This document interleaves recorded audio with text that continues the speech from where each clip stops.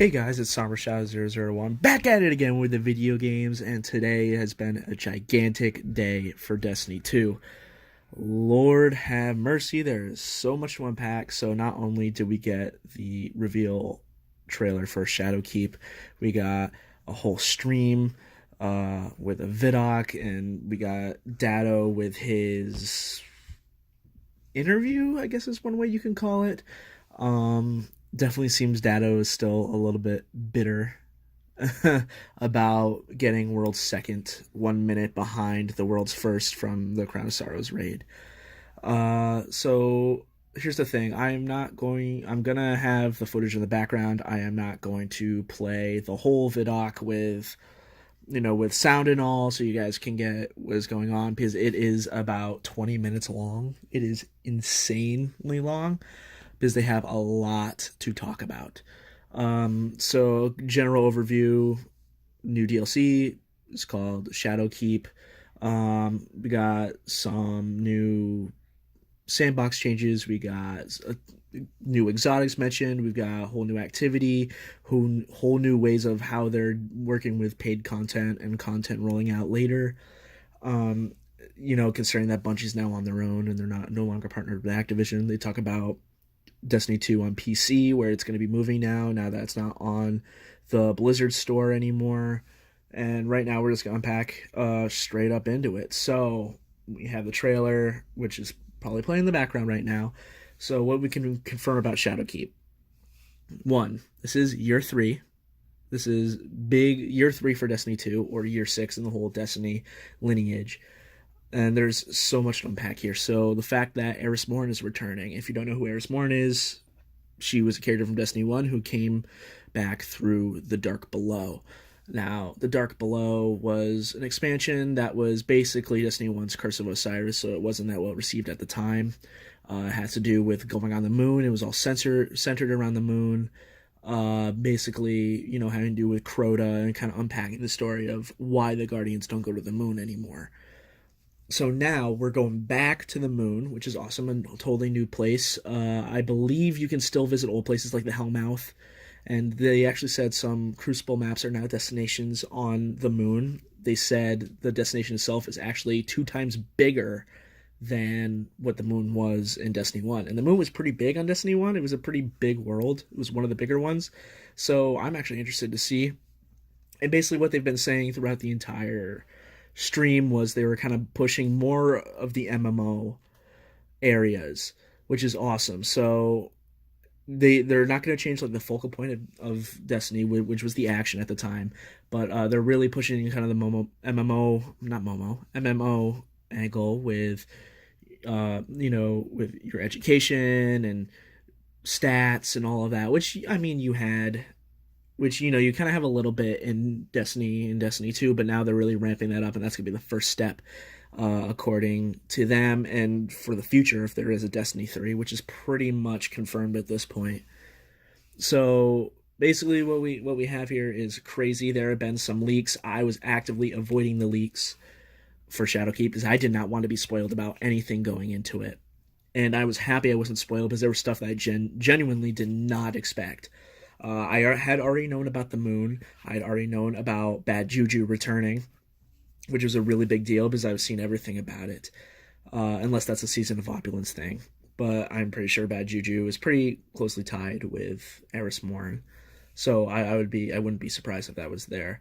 But wow, there's so much. It's like too much. So the first thing about like mainly Shadowkeep is you go back to the moon. Eris Morn has released, by mistake, unknowingly, she has released Dark Forces.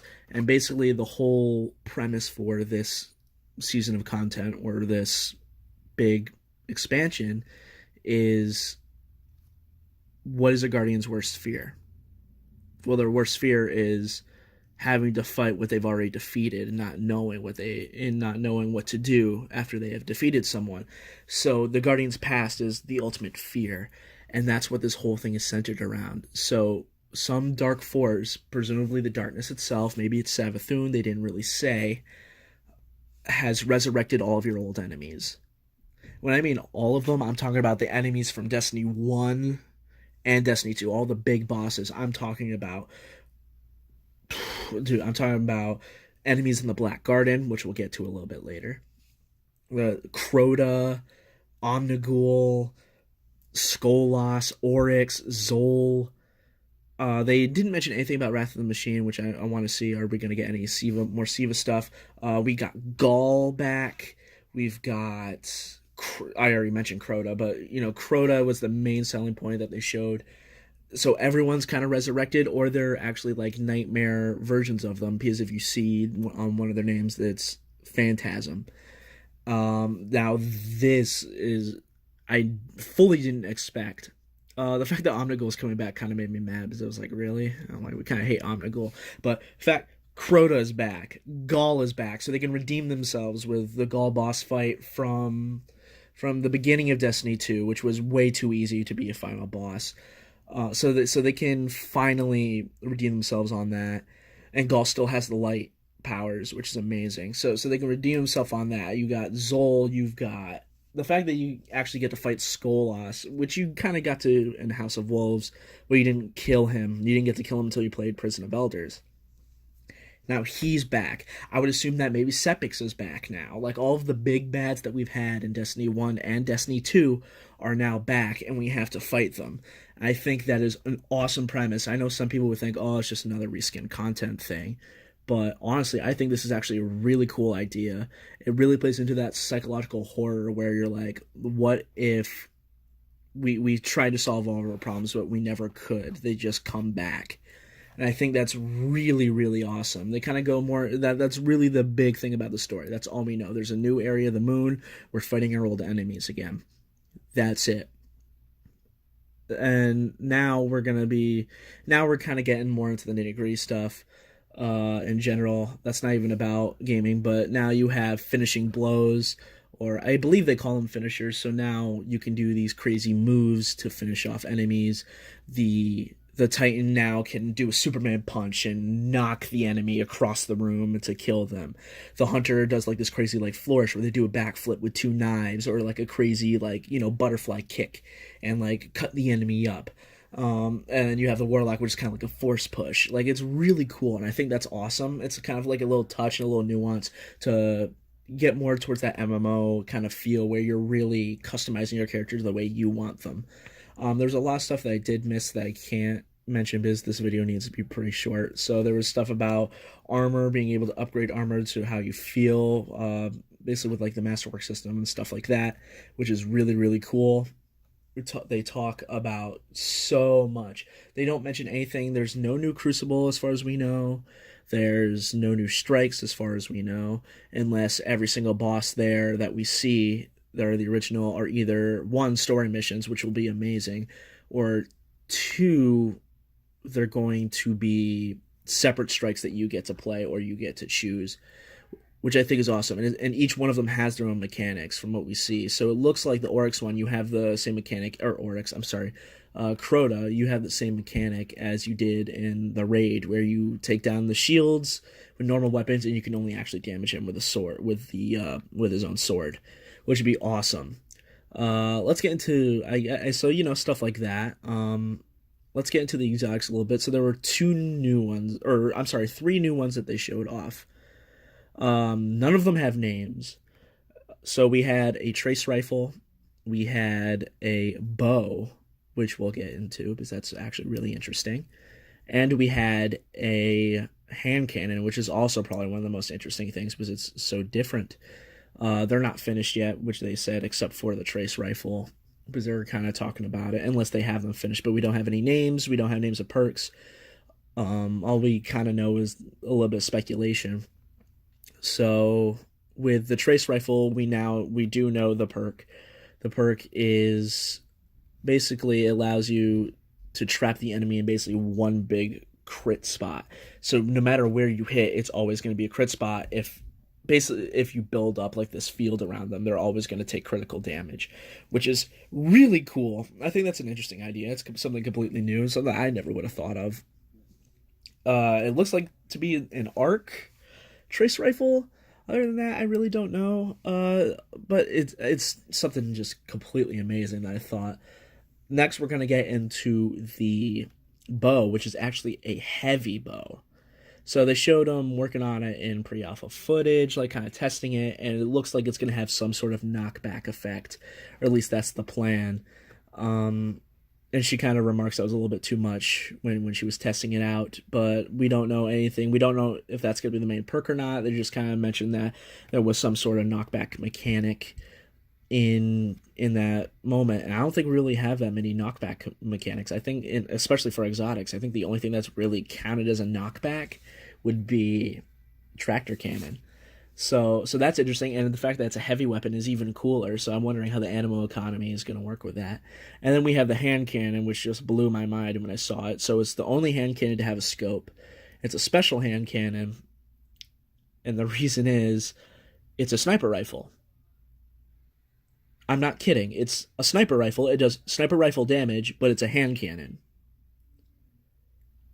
I kid you not. That is exactly what it is, and it's really cool. So far, they said the more you use it, you start to burn up and take damage. That's what they're showing. So it kind of keeps you from using it too much. So I guess we'll find out if that's an actual mechanic or not. But that in itself sounds amazing, and that's legitimately all we have for exotics. That's all we know. They're really trying to keep stuff hush hush. And now we're going to get to the actual real stuff in terms of pricing. We don't know what the price of this expansion is. It's probably going to be $40. But now we have now that they're a Bungie controlled Destiny, now it's an independent Bungie. They really have doubled down on the pricing and such. So now they are making everything cheaper, which is really good. So now you can buy Destiny 2 vanilla, all of that, including annual pass, for $40 altogether starting today, which is what they said. So you can get Destiny 2 vanilla, Curse of Osiris, Warmind, Forsaken, and every single thing in annual pass for $40 altogether. So you no longer have to keep compounding prices. And now they're not really doing that anymore. They're not doing the compounding stuff, which is amazing. So now you don't need Forsaken to play Shadowkeep. You can buy Shadowkeep as its separate entity now, which is really cool. And that's the same thing with the seasonal content, because they said they're kind of doing another semi-annual pass, but now you can purchase the specific content you want. You no longer have to buy it at face value for it being $35. Now you can buy each one for a set amount of time, and you can choose when you want to buy it, which is, I think, a step in the right direction, especially for people where it's like money's an issue and you're getting all the stuff. Because if I can count on my hands how much money I've spent on Destiny 2 alone. If you buy because of this whole model, I bought Destiny 2 when it came out, so that's $60. Then $20 for Curse of Osiris, $20 for Warmind, $40 for Forsaken, and then $35 for annual pass. So that would be, let's see, 60 plus 20 is 80, plus 100, 140, $175 I've spent on Destiny, or at least Destiny 2. That is a little bit of a problem because of this compounding thing where I have to get new content in order to stay relevant in the game, and you know, as a content creator, to keep pumping out new content instead of just putting out old stuff that we already have. So now they're no longer doing that. Now you can pick and choose what you want. You can buy stuff a la carte, which I really, really like, as they put it. We learned about that with the interview that Dado was doing with them, and of course Dado, being Dado right now, who's had quite a week, is still kind of a little bit upset. He had some really good points and questions that he made, which was totally in the bounds, but he was very upset.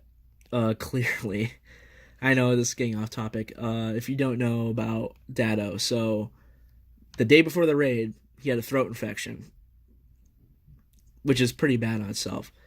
Raid came out. He ran the raid anyway.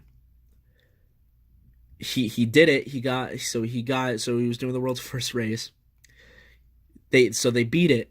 They thought they had world's first because they all got the exotic weapon from the raid. So they all thought they got world's first. That his team, they're like, wow, we're happy we got world's first in Destiny 2. Come to find out, they didn't. they got world second. They were beaten by 1 minute. So that's the main reason why Datto seems a little bit peeved at the moment, or a little bit upset, and why he makes jokes at his own expense about it, which makes sense. But during the interview, you can kind of see he was kind of grilling these people, trying to figure out, hey, let's get into the nitty gritty. Ask about Crucible. As far as we know, there will be some Crucible changes at some point. Other than that, we don't know much having to do. If there's any more information, I'll keep you guys posted. And I know this video is probably already long. Yeah, it's already like 15 minutes or so, because there was so much to unpack. Oh, I almost forgot. There's a new thing that they're adding called New Light, and that is completely free. So this is for people who haven't played Destiny 2, but they want to jump right into the new content. You like Gambit, stuff like that. You can now purchase New Light. And within 15 minutes, you'll be of level, and you'll be able to do what you want. Crucible, you'll be able to compete in Crucible. You'll be able to do Gambit. You'll be able to do all this stuff. In terms of raids and higher-end content, at least for Forsaken, you do have to purchase Forsaken as of now, but Destiny 2 Vanilla, basically, so all of Year 1, Curse of Osiris, Warmind, that is all free to you now. And it'll still hold the current power level as of now, which is 750, but you get all of that content. You get to do everything there, including raids, and I believe with Shadowkeep as well, when that drops, you'll be able to access Shadowkeep, but as far as I know, you cannot. With Forsaken, as of now, you would have to purchase it to do raid and get some exotics. That is probably going to be fixed. So there's that. We have, I'm missing so much stuff. Crossplay, which we're finally getting now, or cross save, I believe is what it's called. So now, Destiny 2, you can save your character, and you can play over every single system you have. PlayStation, done. Xbox, done. PC, done. And what they recently announced, which was also leaked, the fact that it's going to be on the Google Stadia system. So Destiny 2 will now be on the Google Stadia system, so now you can legitimately play it anywhere you want. And I was thinking there was going to be a Switch announcement, and there wasn't, which was surprising to me. So yeah, they partnered with Google, so now they have Google Stadia, and they'll be able to pump out content for them as well.